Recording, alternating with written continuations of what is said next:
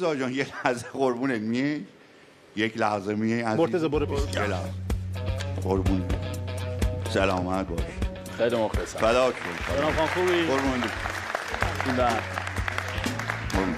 مرتضی جان کوکا قربونت، گفتم تو تا اینجا کوبیدی اومدی، ما بالاخره اندازه وسع خودم یه چی کوچیکی آماده کردم، گفتم همراهت باشه به دردت میخوره. بفرمایید یک خدمت شما یک کادوی قربونت برم. ممنونم. باز جواد همونجا باشین. همینجا بشین. همونجا بشین بازش کن. قربونت برم. چیه آخه؟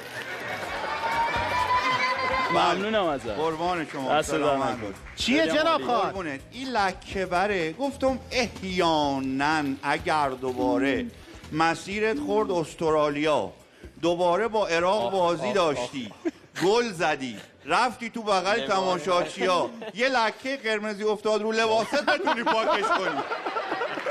اینا فیلمش